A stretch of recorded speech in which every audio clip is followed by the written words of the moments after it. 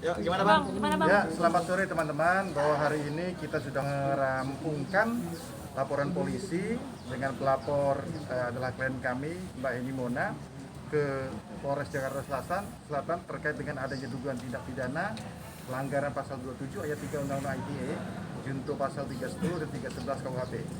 Nah, ada beberapa akun yang kita laporkan terkait dengan masalah penghinaan dan pencemaran nama baik di dalam media sosial, terkait kalau lebih detailnya terkait dengan masalah body shaming, ya, menyamakan klien kami dengan sesuatu yang tidak patut dan tidak pantas seperti itu.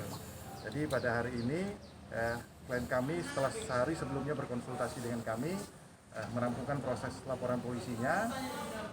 Nah, perlu diketahui bahwa dugaan tindak pidana itu terjadi di dalam akun Instagramnya milik suami dari Mbak Heni, yaitu saudara RR atau Rio Renvan, ya, RR. Nah, yang patut kami sayangkan dalam narasi atau penghinaan tersebut, saudara RR ternyata ikut mengomentari. Ya, nah ini memang kami minta juga kepada penyidik untuk nantinya memeriksa dan mengusut lebih lanjut apa maksud dan tujuan daripada saudara RR tersebut mengomentari hal tersebut, ya kan? Nah ini ya potensinya bisa jadi saksi atau malah bisa ditingkatkan lebih daripada itu. Tapi kita menunggu proses dari pihak kepolisian lebih lanjutnya seperti itu. Nah, mungkin dari saya situ, dari Pak Insang mungkin ada pengen disampaikan? Bang, izin Bang, terlapornya berarti ada 2 Bang atau termasuk RR terlapornya? RR belum kita jadikan sebagai terlapor, kita baru laporkan beberapa akun. Jadi kita menunggu dan kita menghormati sebenarnya proses dengan azas praduga tak bersalah. Apakah saudara RR nanti layak untuk dijadikan sebagai saksi saja atau ditingkatkan lebih daripada itu? Makanya kita tetap menjunjung azas praduga tak bersalah seperti itu. Tapi intinya RR ada tudingan ikut memberikan penghinaan ya Bang ya? Ya, kita lihat lebih lanjut lah dalam proses penyidikan ya nanti ya. Apa Abang melihat ada sebuah konspirasi Bang di sini Bang untuk menjatuhkan klien Abang? Ya sebenarnya kalau kita menduga-duga ya boleh-boleh saja kita menduga hal tersebut. Karena kalau kita mau melihat kepada akun yang mengomentari hal tersebut, itu akunnya ternyata kosong atau akun bodong. Kalau kata orang akun fake atau akun bodong seperti itu. Namanya siapa? Nah, siapa yang membuat? Ya kita harus telusuri lebih lanjut. Ya. Ini nama akunnya Keila 9898. Dia melakukan body shaming. Ya, body shaming terhadap klien kami. Di postingan RR ya Bang? Ini gimana Bang? Body shamingnya gimana Iya, Bang? ikut mengomentarinya. Mungkin dilanjutkan?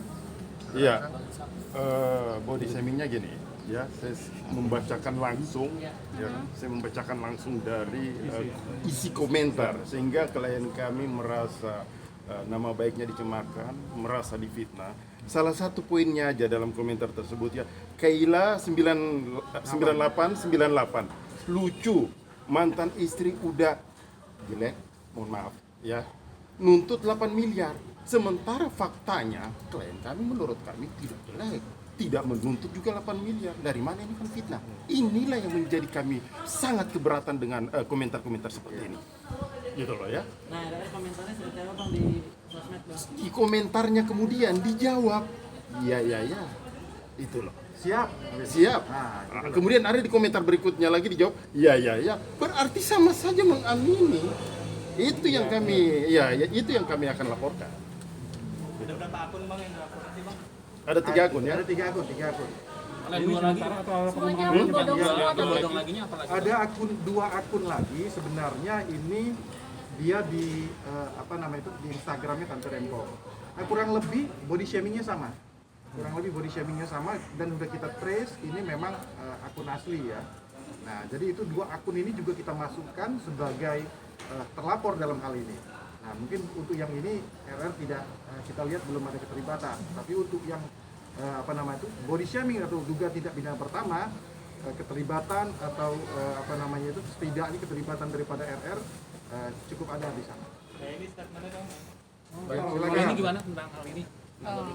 Kalau saya pribadi sih maksudnya saya kan ya masih udah sama beliau berdua kan, sama abang-abang saya sudah konsultasi ya, dan saya juga kan masih jatuhnya istri ya, belum ketuk palu ya.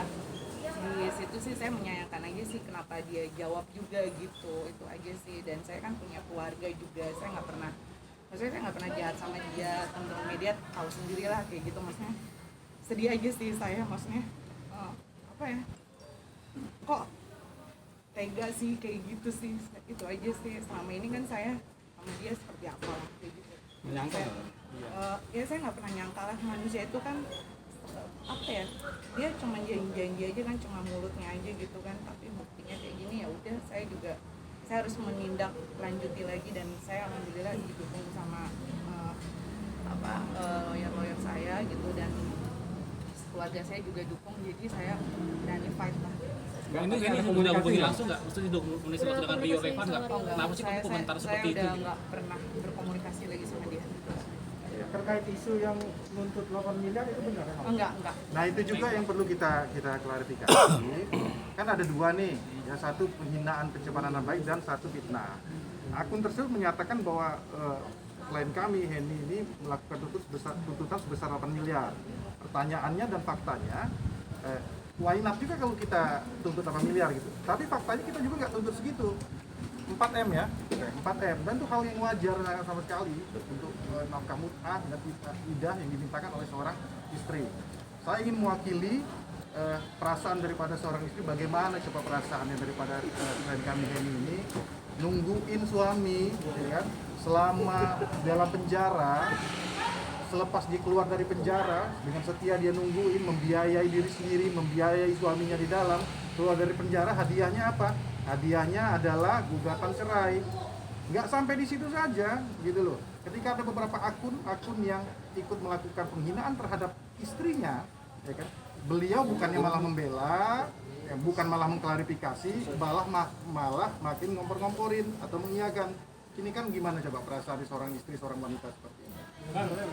angka itu keluar dari mana, Bang? Ya itu Yang nantilah pertama kali itu konteksnya adalah persidangan di pengadilan agama, dan mohon maaf karena persidangannya tertutup, kita nggak bisa omongin sekarang. Itu ada norma yang harus kita dan azas yang harus kita taati. Bang, tapi ada kerugian ada atas body shaming itu? Ya pasti secara imaterial sudah pasti. Batin lah ya.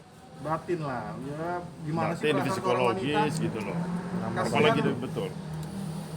Ini menuntut maaf atau ganti rugi? Ya kalau udah pidana, ya sudah pasti masalahnya lari ke pidana lah. Kayak ini nggak ada kata maaf gitu kayak ini untuk kayak dan Enggak lah, saya maksudnya saya juga kan selama rumah tangga juga kekerasan fisik, psikis gitu loh, mental, lahir, batin saya udah maafin semua, tapi kayak begini udah cukup lah, saya kan manusia biasa. Jadi batas kesabaran lah ya. Nah ini tuh postingannya kapan sih, Mbak ini? Postingannya beberapa hari lalu lah. Arti belum mana ya? Jadi kelanjutannya gimana, Bang Enda? Ya kelanjutannya kita ikuti proses hukumnya aja juga yang ada, karena ini kan baru kita buat laporannya dan alhamdulillah sudah diterima laporan kita.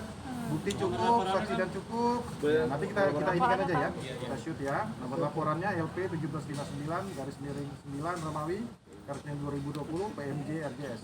Apa, Bang, itu pasalnya, Bang? Di pasal apa aja ancaman hukumannya seperti apa, Bang? Nanti ya.